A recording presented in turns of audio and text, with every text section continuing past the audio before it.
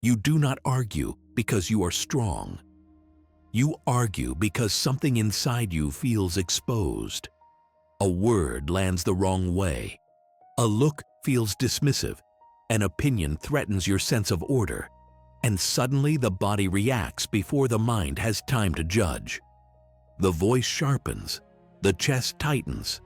Thoughts accelerate. In that moment, arguing feels like action, like self-defense, like proof that you are not passive in the face of pressure. Yet, if you are honest, the relief never comes. The exchange ends, but the agitation lingers. The mind keeps replaying what was said, what should have been said, what still needs to be defended. This is how emotional slavery works. Not loudly, not dramatically, but subtly. Emotions present themselves as urgent truths rather than temporary states. They convince you that if you do not react now, something essential will be lost. Respect, dignity, control, identity. And so you obey. Not because you choose to, but because the feeling demands it. What you experience as expression is often submission. Submission to an inner impulse you never pause to examine. Notice how rarely arguments are about solutions. They are about dominance, validation, and fear of being diminished. The mind seeks certainty in a situation that feels unstable, so it reaches outward, trying to control another person's perception. But the more you attempt to command what lies outside you, the more powerless you become internally. Your peace becomes dependent on agreement. Your stability depends on outcomes you do not govern. This is not strength. It is dependence disguised as conviction. The Stoics understood this pattern clearly. They saw that most suffering does not come from events, but from the judgments attached to them. When you argue compulsively, it is not the disagreement that disturbs you. It is the belief that disagreement harms you. The belief that being challenged is intolerable. The belief that silence equals defeat. These beliefs operate quietly, beneath awareness, shaping reactions before reason has a chance to speak. Marcus Aurelius wrote in Meditations of Marcus Aurelius, Book 8, paragraph 47, that a person is harmed only by their own judgments. This is not philosophy meant for comfort. It is a mirror. If your emotional state can be overturned by another person's words, then your inner authority has already been surrendered. You are not responding to reality. You are reacting to interpretation. Emotional slavery feels like urgency. It feels like pressure to act immediately, to discharge discomfort as fast as possible. But urgency is rarely aligned with wisdom. The calmer the mind, the wider the perspective. The more agitated the mind, the narrower the field of vision. This is why arguments escalate instead of resolve. Each reaction tightens the mental space until there is no room left for clarity, only noise. There is nothing weak about feeling emotion. Fear, anger, frustration arise naturally. The mistake is allowing them to dictate action without examination. When emotion becomes command, reason becomes servant. And when reason is absent, choice disappears. You are no longer acting, you are being moved. Understanding this is the first quiet shift. Not controlling emotions, not suppressing them, but recognizing their influence. Seeing how often you hand over your inner state to forces that pass quickly, but leave lasting consequences. Until this is seen clearly, calmness will always feel unnatural, even threatening. The invisible trap of emotional slavery. Calmness is often misunderstood because it looks quiet on the surface, and anything quiet is easily mistaken for weakness. In a world that rewards reaction, speed, and emotional display, restraint feels suspicious. When you do not raise your voice, when you do not rush to defend yourself, when you do not mirror aggression with aggression, people assume you are yielding. But this assumption comes from the same place as compulsive arguing, confusion about where power actually resides. Calmness is not the absence of force. It is force under discipline. It is the ability to remain present without being dragged by impulse. When you are calm, you are not disengaged. You are observing. You are choosing. You are deciding whether a situation deserves your energy or whether it is merely attempting to steal it. The need to argue usually appears when identity feels threatened. A belief, a value, a self-image feels under attack, and the mind reacts as if survival itself is at stake. Calmness interrupts this illusion. It creates a pause between stimulus and response, and inside that pause lives freedom. Not the freedom to dominate, but the freedom to act deliberately. Epictetus made this distinction clear when he taught that people are disturbed not by things, but by the views they take of things. When someone challenges you, nothing has been taken from you. No harm has occurred. Only an interpretation has arisen. Calmness allows you to examine that interpretation before obeying it. Arguing skips this step entirely. There is also a deeper reason calmness feels uncomfortable at first. Calmness removes the emotional noise that distracts you from responsibility. When you argue, you can blame the other person, the situation, the injustice of being misunderstood. When you remain calm, there is nowhere to hide. You are left alone with your own judgments, your own values, your own discipline. That exposure can feel threatening to an untrained mind, but this is precisely why calmness is strength. It does not outsource stability. It does not borrow certainty from winning. It does not depend on approval. Calmness stands on something internal, something that does not shift with opinion or outcome. This is why it unnerves emotionally reactive people. They sense they cannot control you if you are not reacting. Calmness also changes the nature of engagement. When you are calm, you do not argue to convince. You speak to clarify. You do not react to provoke. You respond to align with your principles, and sometimes the most rational response is silence. Not because you have nothing to say, but because nothing needs to be said. Seneca wrote in Letters from a Stoic, letter 76, that the wise person is content with themselves. This contentment is not arrogance, it is self-sufficiency of judgment. When your sense of worth is not constantly negotiated through conflict, you regain immense energy. Energy that was previously wasted on defending illusions. This is not about avoiding confrontation. Calmness does not flee from difficulty. It faces it without emotional distortion. It allows you to see the situation as it is, not as fear paints it to be. From that clarity, action becomes precise rather than explosive. Once you understand that calmness is not passivity, but control in its purest form, a new question naturally arises. If calmness holds such power, why is it so difficult to maintain when emotions surge? The answer lies in a simple but uncomfortable truth about what is and is not within your control. The Stoic reframe: why calmness is not passivity. The difficulty in maintaining calmness does not come from a lack of discipline. It comes from directing effort toward the wrong place. Most emotional turmoil is born from trying to command what was never yours to govern.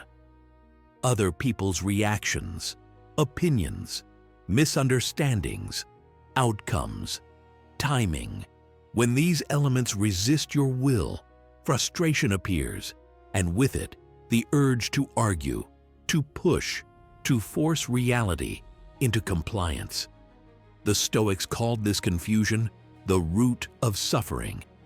They observed that the mind becomes agitated, not because events are chaotic, but because it refuses to accept the limits of its authority. Epictetus expressed this with ruthless clarity in Discourses of Epictetus, Book 1, Chapter 1, when he explained that some things are within our control and others are not. This is not a motivational idea. It is a dividing line. Everything on one side belongs to you. Everything on the other side never did. Arguing almost always happens on the wrong side of that line. When you argue, you are attempting to manage another person's perception. You want them to understand, to agree, to concede, to validate. None of this is yours to command. The effort itself creates tension because the mind senses it is trying to grip something that keeps slipping away. Calmness returns the moment you release that grip. This does not mean indifference. It means precision. Your thoughts, judgments, intentions, and actions belong to you. How clearly you speak, how respectfully you act, how firmly you hold your principles. These are internal. These respond to reason. Everything else unfolds according to forces beyond your reach. When you confuse the two, emotional chaos follows. Notice how anxiety about the future operates the same way. You rehearse conversations that have not happened. You worry about outcomes that are not yet real. You argue internally with imagined versions of people who are not present. The mind exhausts itself fighting shadows. Calmness emerges when you recognize that the future does not obey anxiety. It responds only to preparation and character. Marcus Aurelius reminded himself in Meditations of Marcus Aurelius, Book 6, Paragraph 32, that the universe is change and life is perception. You cannot stabilize the universe. You can refine perception. Once perception is aligned with reality, emotional excess loses its justification. You stop demanding certainty where none exists. This shift does not remove difficulty. It removes unnecessary struggle. When you stop trying to control external outcomes, you reclaim internal authority. The mind no longer oscillates between hope and frustration. It steadies itself around what can actually be shaped. Judgment becomes cleaner. Action becomes calmer. Energy stops leaking into resistance. This is where calmness stops being an effort and starts becoming a consequence. Not because life becomes easier, but because your attention is no longer scattered across what cannot be held. You act where action matters. You release where release is required. Yet even when control is clarified, another obstacle remains: the resistance to accepting what has already happened. The refusal to stop fighting reality itself. That resistance keeps emotions inflamed long after the moment has passed. The dichotomy of control, applied, not explained. Even when you understand what lies within your control, calmness can still feel out of reach. Not because you are failing to apply reason, but because part of you is still arguing with reality itself. You replay events, resist outcomes, resent what cannot be undone. The mind insists that things should have happened differently, and in that insistence, emotional tension remains alive. This is where acceptance of fate enters. not as resignation, but as the end of wasted effort. Acceptance does not mean approval. It means recognizing that what has already occurred no longer requires your resistance. The moment has passed. The event is fixed. Your refusal to accept it does not change the past.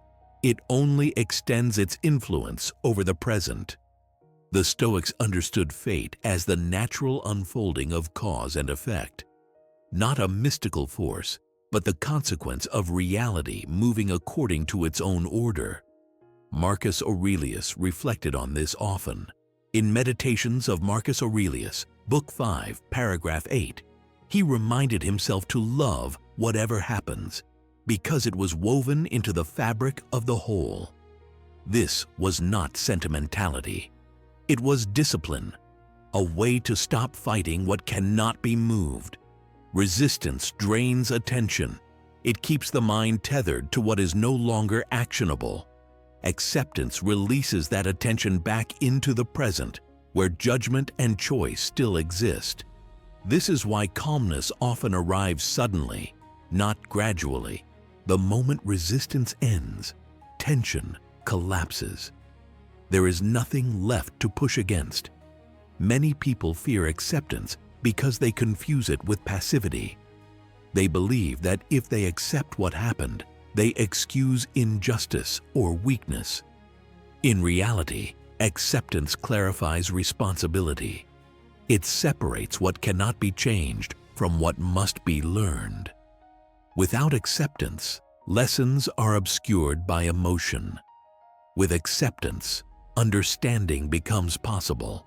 Seneca addressed this in Letters from a Stoic, Letter 107, when he warned that suffering comes not from events, but from refusing to bear what must be borne.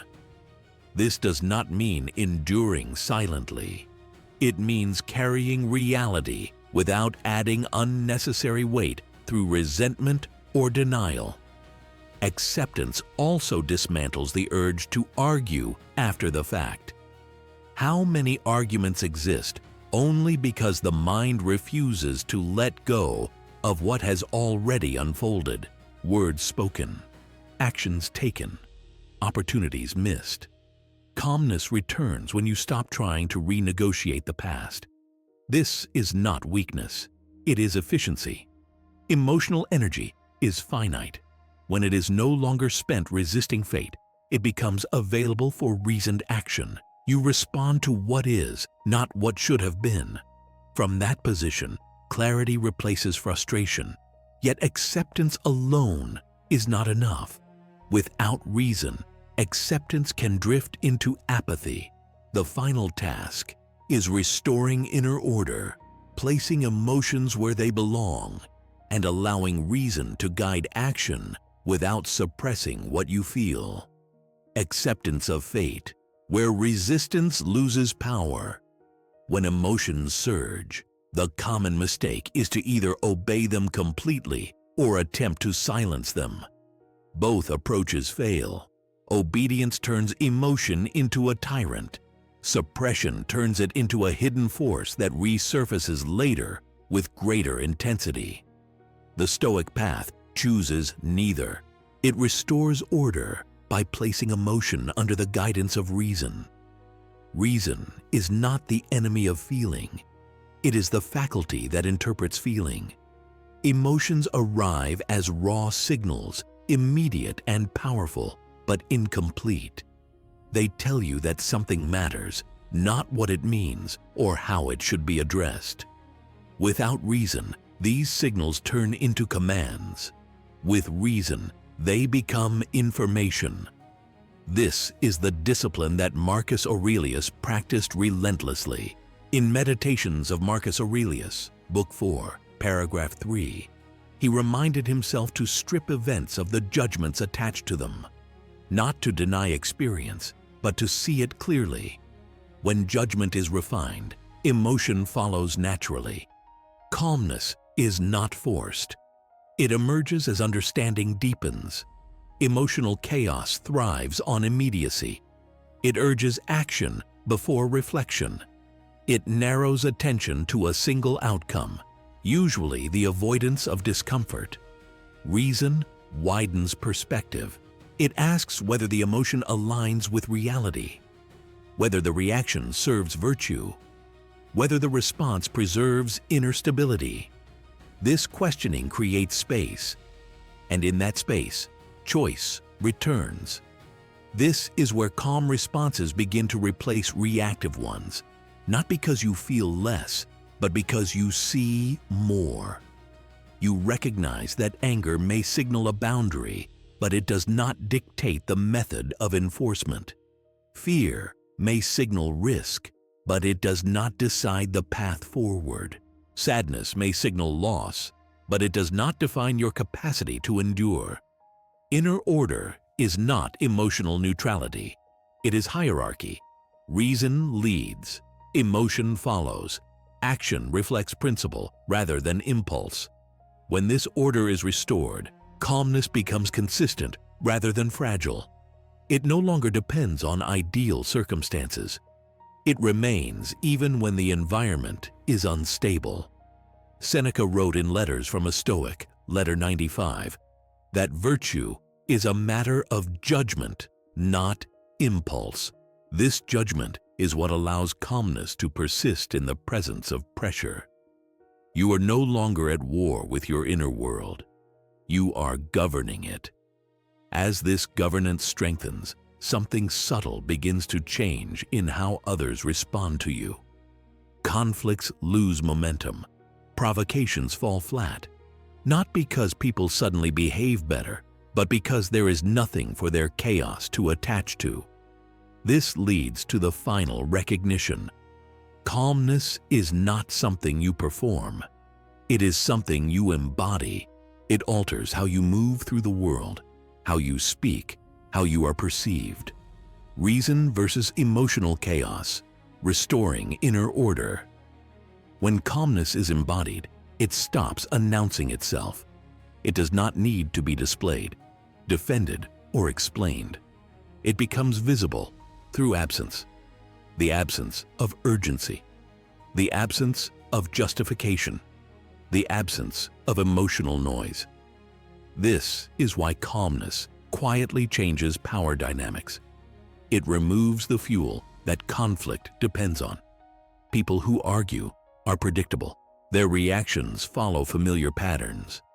Raise the pressure, provoke a response, escalate until something breaks. Calmness disrupts this pattern because it refuses to follow the script.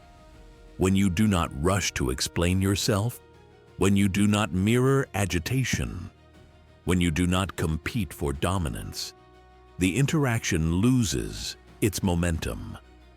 There is nothing to push against. This is not silence born from fear. It is silence chosen with clarity. A calm person speaks when words serve truth, not when they serve ego. They understand that not every challenge deserves engagement, and not every misunderstanding requires correction. This discernment is often mistaken for detachment, but it is the opposite. It comes from being deeply anchored internally. Marcus Aurelius noted in Meditations of Marcus Aurelius, Book 11, paragraph 18, that the best revenge is to be unlike the one who performed the injustice. This is not moral superiority. It is emotional independence. When your inner state no longer reacts automatically to external behavior, you regain freedom of movement. You are no longer dragged into conflicts that cost more than they give. Calmness also changes how authority is perceived. People sense when someone is not negotiating their self-worth in every interaction. There is weight in restraint. There is credibility in composure, not because it intimidates, but because it signals stability. Calm presence communicates that you are governed by principle rather than impulse. In real life, this looks ordinary, not dramatic. You pause before responding. You listen without preparing a counterattack. You allow others to reveal themselves without interruption. And when you do speak, your words land with precision because they are not diluted by emotion. This is why calmness ends arguments before they begin, not by force, but by absence of participation in emotional chaos. Conflict requires two reactive minds. When one remains grounded, escalation collapses. At this stage, calmness is no longer something you try to maintain. It becomes the default state you return to after disturbance. The mind recovers faster. The body settles sooner. Reactions shorten. This is not perfection. It is training. What remains now is to close the circle, to integrate everything you have seen into a single understanding that aligns expectation with experience, not as inspiration, but as recognition. Embodied strength, what calmness looks like in real. You were never promised control over other people. You were never promised a life free from provocation, misunderstanding, or pressure. What was offered, quietly and honestly, was something far more reliable. The ability to remain whole in the presence of what you cannot command. Calmness is not a trick you deploy when things go wrong. It is what remains when you stop demanding that reality behave differently in order for you to be at peace. When you release the need to win arguments, to be validated, to correct every perception, something settles. Not because life improves, but because your relationship to it does. This is the silent agreement this journey fulfills. You were not taught how to dominate chaos. You were shown how to stand apart from it. You were not asked to suppress emotion. You learned to place it under reason. You were not encouraged to retreat from life. You were trained to meet it without distortion. Marcus Aurelius reminded himself in Meditations of Marcus Aurelius, Book 2, Paragraph 1, to begin each day expecting interference, ingratitude, arrogance, and selfishness from others, not to grow bitter, but to remain unshaken. This expectation was not pessimism. It was preparation, a way to ensure that calmness did not depend on surprise or ideal conditions.